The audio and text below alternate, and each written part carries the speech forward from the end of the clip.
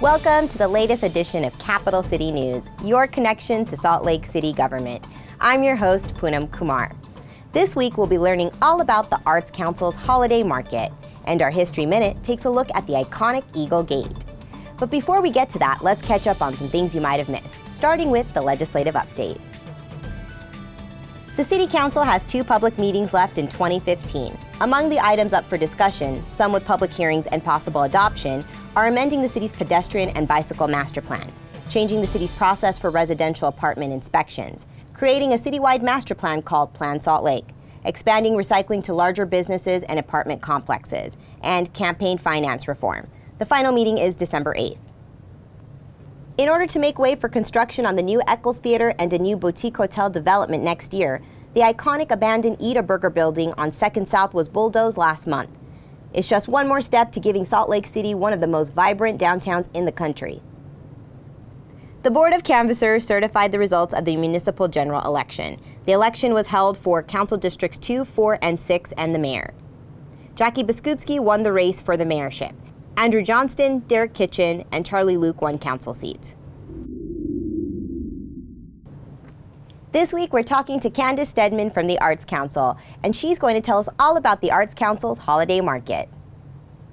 My name is Kandace Steadman, and I'm the Visual Arts Program Manager for the Salt Lake City Arts Council, which is part of Salt Lake City Corporation. And the Arts Council staff works here in the Finch Lane Gallery, and we do everything from visual arts to performing arts and public art and grant making for the city. Well, the holiday craft market has been around, this is our 32nd year. It's been around for years and years, and it started as something that was held in the basement in our boardroom, and it has grown so it now takes up both of our gallery spaces here on our main floor. We have more than 70 artists that participate each year. Many of the artists return year after year, but we also have about 10 new artists each year that gives us new flavor as well as what people have come to expect with the art that we have here. And we have everything from ceramics and pottery, we have textile artists, we have a lot of jewelry makers, we have just a variety of different crafts and small art pieces that people can purchase for holiday gifts, or a lot of times they purchase things for themselves. For the artists to participate, it's a juried competition, which means that they submit their work to us, and we have a jury or a group of people who look at the artists that we have and look at the work that's submitted, and we make the decisions as whether or not they can participate in the show. So it's not just an open house that anyone can come in and show their work, but it's something that is thoughtful and is planned. The mission of the Arts Council is to support and sustain art in all of its different forms. And so this really fits in with our mission because this is giving craft artists a chance to show their work. We take a small commission from the sales to support the cost of putting on the show, but it fits with our mission of supporting the arts in the area.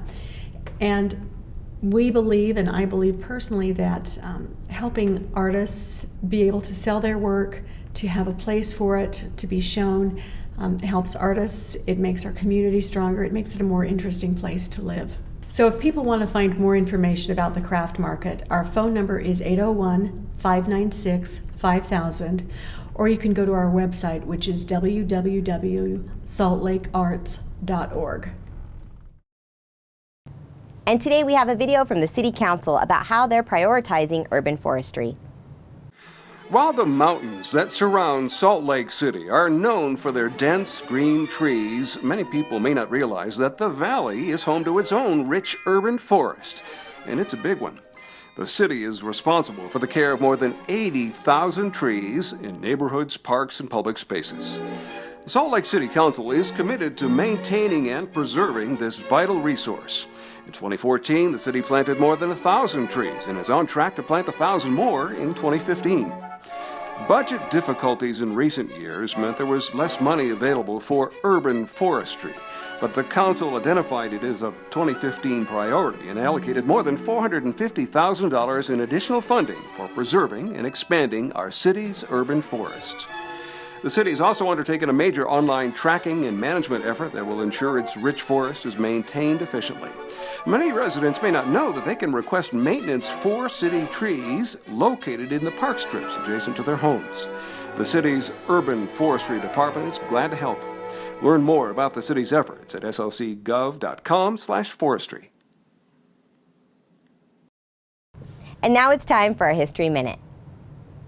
Built in 1859, the iconic Eagle Gate at the mouth of City Creek Canyon was the entrance to Brigham Young's property.